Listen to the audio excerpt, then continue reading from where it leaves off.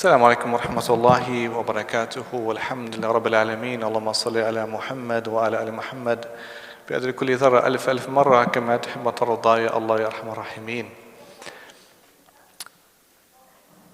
It's been, of course, some weeks since I've spoken in this masjid. If you come forward, please, inshallah. Thanks so much. But I wanted to share some reflections on a very important verse in the Qur'an from Surah Taha. And before I begin, I would say that, part of our experiential moment in life should connect us to the Book of Allah subhanahu wa ta'ala as we navigate spaces and time and spaces and places in life. The hope is that those become moments of reflection and thought for us in the prism or through the prism of the Book of Allah subhanahu wa ta'ala. I was in Granada and I've just come back from Bosnia. And both landscapes, in fact, of Granada, Bosnia are different places, although they're both in the place we call Europe. But there is a similarity in terms of what the Muslims underwent in both spaces, landscapes of Granada and in Bosnia, Sarajevo, Travnik and Srebrenica, other places in Bosnia. When you think about Bosnia and Granada, you might think about the final moments or key moments, pivotal moments in the experience of the Muslims in those spaces. You think about Granada, and you think about the illustrious civilization of Muslim Spain, you think about the achievements and the space, technology, all those amazing things. But the end point, in fact, was in Granada because that's where Muslims traveled as emigrants from major cities of Seville and Cordoba and Asija and then Toledo. They all traveled to Granada because that was the last place as Christians had not captured Granada yet. So it stayed in Muslim hands for about 200 years. The Muslims holding on to Granada do an amazing thing. They build an amazing place called the Alhambra Palace. You might have seen pictures of that Alhambra Palace. And then they were expelled from Granada in 1492. And then thereafter began the Spanish Inquisition. Therefore, the great suffering on the Muslims from that point onwards. In Bosnia, it's different because you had a different dynasty. You had the Ottomans, Uthmani Khilafah. In Granada, you had the Umayyad Khilafah. There, and elsewhere in the Muslim world, you had the rise of the Abbasid Khilafah. And Bosnia, Uthmani Khilafah. So two different empires, if you like, are both under Islam, however, different time periods. And in Bosnia, you had the growth of Islam. You had the same element of what you call the convivencia, coexistence, in Granada, Spain, and also in Bosnia, there's a similarity. But you have also differences. And so what the Muslims of Bosnia undergo, therefore, with the rise of nationalism after the First World War, is the growth of what we call Serbia. Wanted the greater Serbia, and they sought an expansion into Kosovo, into Bosnia. In doing that, they massacred thousands and thousands of Muslims. But how do we see that in light of the Book of Allah subhanahu wa ta'ala? These weekly short reminders on Wednesdays after Maghrib are about lessons from the Qur'an. So how do we then therefore connect things from the prism of the Book of Allah subhanahu wa ta'ala, from the lens of the Book of Allah? How is our worldview shaped by the Book of Allah subhanahu wa ta'ala? How should it be shaped like that?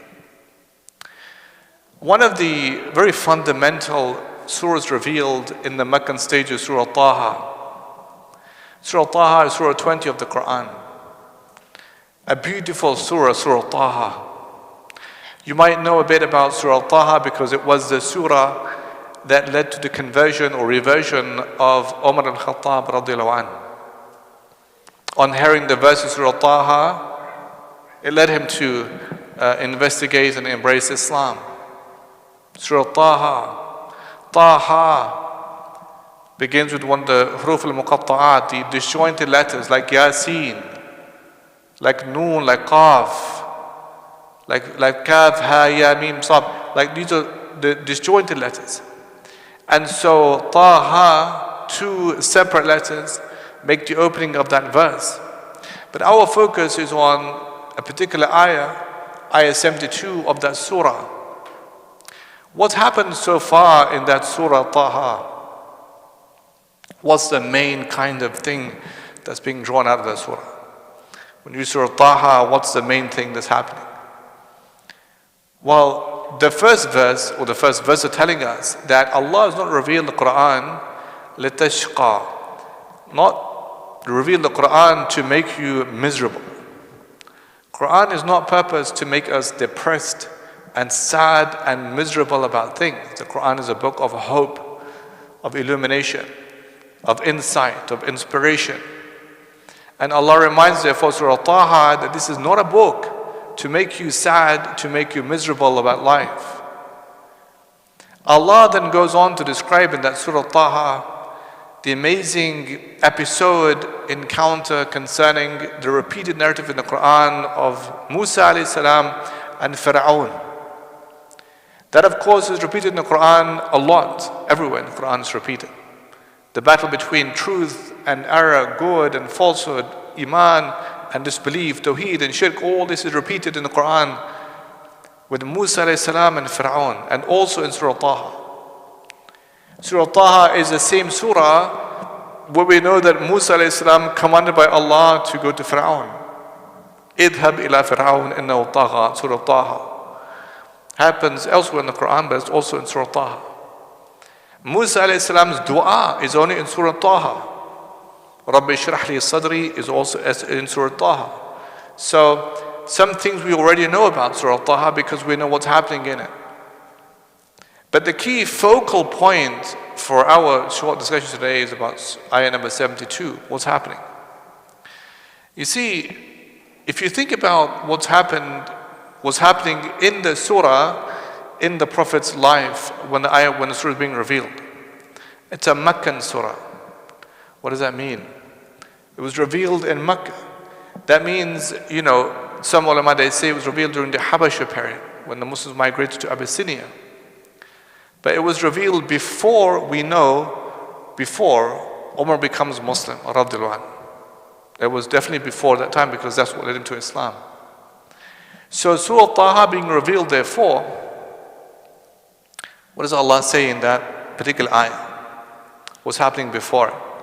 What's happening is that Allah commands Musa to go to Fir'aun. Musa says to Allah, Ya Allah, why didn't you send Harun instead? Who afsahu minni, he is better in speaking than me, more eloquent in language than me. Send him instead. Allah says, yeah, I'll send him. I'm sending you both. Both of you go to Fir'aun. And Musa then asks Allah, and he says to Allah, قال رب اشرح لي صدري. My Lord, give me confidence. Give me confidence of my bearing. And make easy for me this task, easy for me the task. And unloose the knot from my tongue so people are going to know what I'm saying. وَجَعَلْ لِي وَزِيرًا مِنْ أَهْلِي هَارُونَ أَخِي. And send me a supporter from my family, my brother Harun. Strengthen me with him. And he says, Allah, the purpose behind it is so we can remember you more and glorify you more. But that's still not where we are, ayah number 72. Now when this whole episode happens and they agree on a date, and Musa uses an occasion, a spectacle of a happening between Fir'aun and his people, day of rejoicing, he gathers the magicians. The magicians are key because the magicians are like the media instrument of Fir'aun. Every tyrant, oppressive ruler would use a mechanism available to them. They would use the media to propagate messages. They would use, different mediums, modes. In Fir'aun's time, it would use magicians. Magicians carried weight. Magician had a sense of status. And so the magicians are challenging Fir'aun, challenging Musa alayhi salam, And Fir'aun is using magicians to prove he is Lord, that he is true. So he has no special powers of his own, Fir'aun, but he would use the magicians for that purpose. So the magicians against Musa alayhi salam. Now the magicians of course are all there and they have sticks. Musa has a staff. The staff is so unique. In that surah, by the way, early on, like in the first page I think of Surah Taha, Allah says, وَمَا تِلْكَ بِيَمِينِكَ يَا Musa. What is in your hand, O Musa? Yaminika meaning your right hand. قَالَ هِيَ عَصَايَ. It's a stick, it's a staff. And I use the staff. I lean on the staff and I have other uses for the staff. But notice Allah never asked Musa alayhi salam, what he does with the stick, with the staff. But Musa has a chance to speak now with Allah, which he takes full advantage of. Speaks to Allah. And Allah says to Musa, Alqiha ya Musa, throw the staff of Musa. And when he throws his staff, the staff becomes a serpent. Musa becomes scared. And Allah said, La takhaf, sanu'iduha. We will return the stick into its original state. Ayah number 21, that's 21. So Allah says, don't be scared. We will transform the stick again into its original state. Meaning the serpent becomes a stick again. The same stick, the staff Allah uses for Musa alayhi salam, separate the sea into two. So miraculous staff therefore. But ayah number 72 is this. When Musa alayhi salam is debating with the magicians, they go through their staffs, and the staffs work some kind of magic trick. It's an amazing spectacle. And then it's Musa's turn alayhi salam. So Musa throws his staff. And when he throws his staff, it becomes a real serpent. The ulama, they say, it eats up the other sticks, the staffs of the magicians. Now that's beyond the limit of what magic can do from the perspective of magicians. Musa's miracle from Allah subhanahu wa ta'ala outdid what the magicians were able to do. So when this happened, magicians are amazed. And Allah says, فَأُلْقِيَ السَّحْرَةُ سُجَّدًا, that they fall on their faces in prostration. Notice it's the same verb being used, لَقَى. Like when Allah says, أَلْقِهَا يَا مُوسَى فَإِذَا أَلْقَاهَا. When Allah says to Musa alayhi salam, that you're under our watchful eye. Allah says to the mother of Musa alayhi salam, when you're scared to, Allah is repeating the verb again and again in the same surah, laqa. So when Allah says to Musa alayhi salam, so when Musa alayhi salam says to the magicians, that's it, you've had your time for throwing the stick, now it's my turn. And then his stick becomes into a serpent, as it sticks. And then you have magicians moved by iman, they fall on their face in prostration. Sujjada and sajda. Now it's interesting, Allah says, فَأُلْقِيَ السَّحْرَةُ. Allah doesn't say that they prostrated, Allah says that they fell on their faces prostration. That means that so moved were they by iman, they simply just automatically, spontaneously fell on the ground because their iman was so strong. For that moment, they were moved. This has to be from Allah. They said, we believe in Musa and his Lord and Harun and his, we believe in the Lord of Harun and Musa. Fir'aun is so angry, he said, قال آمنتم له وبه قبل. He says that you believe in him قبل أن أذن لكم, before I've given permission to believe in him. So you believe in them too, prophets, before I've given you permission to believe in them. And you're just simply, you're following your leader who is the chief magician, meaning Musa alayhi salam. So as a punishment, I will cut your hands off and cut your feet off and crucify you. So, and then he says, and you will know who is more severe in punishment, me, ashaddu adhab wa abqa, meaning me or Allah, or me and Musa, out of the two, who's worse in punishment. So magicians, of course, once upon a time, like just 5 minutes ago, were working for Fir'aun, and now they believe in Allah subhanahu wa ta'ala. One of the beautiful things in both the in learning about Granada and Bosnia is not just about human suffering, not just about the fact that Muslims suffered en masse, but also about courage and bravery and principle and determination. So when you have in this example of magicians, that's an example of courage. It's an example of bravery. It's an example of people who choose Allah. And so what they say to Fir'aun in that verse 72, قَالُوا لَن نُؤْثِرَكَ لَن نُؤْثِرَكَ. They say to Fir'aun, we will not prefer you. عَلَى مَا جَأْنَا مِنَ الْبَيِّنَاتِ. We won't prefer you to what's come to us of clear proofs. And Allah who originated us. فَقْضِ مَا أَنْتَ قَاضٍ إِنَّمَا تَقْضِي هَذِهِ الْحَيَاةَ الدُّنْيَا. They say, so do whatever you want to do. All you can do is from the life of this world. That's ayah number 72. That's very powerful. Because it means that these magicians who had a lot of money, funding, finance, houses, estates, clothes, merchandise, all those things, they chose Allah instead. And even though Fir'aun threatened them with punishment, I'm going to punish you, crucify you, the words are very decisive.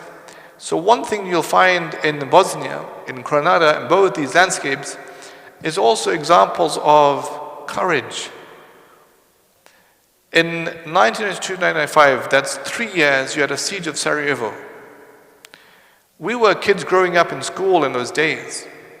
It was the longest lasting siege in European war history, apparently. 3-year siege. All of Sarajevo was besieged by the Serbs. Muslims couldn't get out of that city. And if they tried to, you had snipers. And they would sniper them and kill them.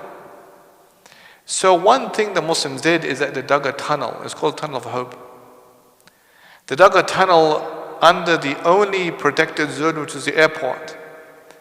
800 meters long, 100 workers on either side, and dug a tunnel so that the Serbs wouldn't know that they could escape. And when they dug the tunnel, they would transport lines, cables, electric cables, and animals and food stuff and people under the tunnel. It's called the Tunnel of Hope today. Now it's a tourist site. But what does it show? Out of many examples of people who gave their lives in the fighting in Allah's cause, that they also had bravery. And in that surah, you also have an example of courage, bravery of these magicians. And they say that we will not prefer you. Now the interesting word used is nu'thiraka. This is from the word athar in the Qur'an.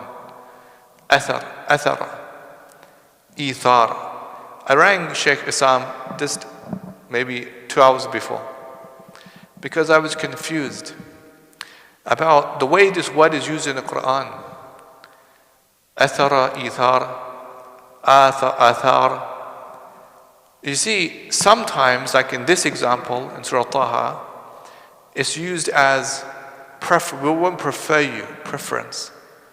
Like for example, Allah describes the Ansar in the Quran, and Allah says, وَيُؤْثِرُونَ عَلَى أَنفُسِهِمْ, that they prefer others to themselves even though they're in need. Allah describes the Ansar like that. They preferred, like the immigrants, muhajirs, to themselves even though they were in need. يُؤْثِرُونَ. So it's used like that. But other times, the word is used differently. It's a noun. Like athar, it means remnants, it means traces, it means footsteps. Like even the same surah, Allah asked Musa alayhi salam, why are you coming so quick? Where's your people, Bani Israel?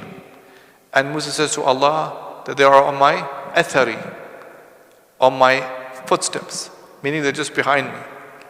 So how can you have the same kind of word, had a different purpose and usage in the Qur'an? Athar and athar. So in the example, the way covering ayah 72, it's that they said that we will not prefer you over Allah. So what does it mean? Preference. Like sometimes we prefer people to ourselves. When you give someone a blanket or a cold water, or a glass of water, you're preferring them, making a preferential treatment. Or you might be poor, you're still giving some money, that's preference.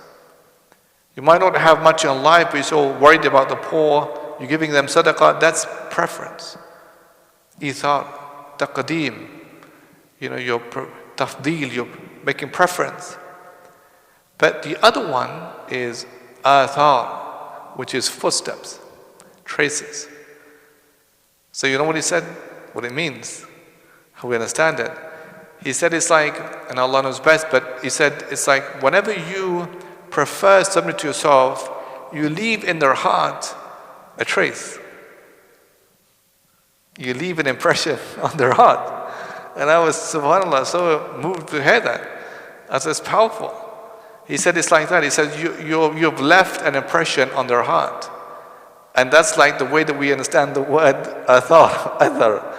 Because I thought, what's the connection? How do we understand what's the link between the two words being used? But it's the same root word is athara. And so sometimes you have yu'thirun, sometimes you have athar, athari. And he says it's like when you make preferential treatment to others, you leave an impression on their heart. It's powerful, subhanAllah. And so therefore, that's the words of the magicians. They say, we won't prefer you of what's come to us, and Allah who originates us, do whatever you wish to do. All you can do is life, meaning that the limit of what you can do to us is life of this world. We will die, you also will die. Isn't it? That's what they're saying. They're saying that you can't do more than kill us. And we will die and you will die one day. So you can't do more than that. It's a very powerful verse, ayah number 72. Reveals, therefore, the power of Iman in the heart of these people who just 10 minutes ago before were not Muslims, were not people of Iman. And so moved by seeing the miracle of Musa alayhi salam, they fell on their faces in prostration and they declared their belief even though they were threatened by punishment and death and crucifixion and execution. But the way Allah describes it is very remarkable. That we will not make preference to you over Allah. And whatever you wish to do, do. And all you can do is life of this world. May Allah grant all of us Iman. And so therefore you'll find in these landscapes of Granada, Spain, Bosnia, an amazing account of bravery, of heroism, of sacrifice, of martyrdom, of people who gave their lives for Allah, and in that situation of those who, of course, who made. So in the Tunnel of Hope, there's a house there, and so you have all these diggers and digging under the tunnel to make the tunnel, and there's one woman, one house of one elderly lady called Maryam, and she couldn't dig, of course, but she would give water to the workers. And that's as much as she could do. That was her role. That was her role. Giving water to the workers every day, all the time, all the time. On shift, she was doing it again and again. And that's how she was remembered. That was her role. So the element of ithar, tafdeel is very powerful. And how it's used in the Qur'an in different ways is also very powerful for us to reflect on. So we'll leave it there, inshallah. Thank you for staying behind and listening. May Allah bless all of you. Jazakumullahu khairan. Allahumma salli ala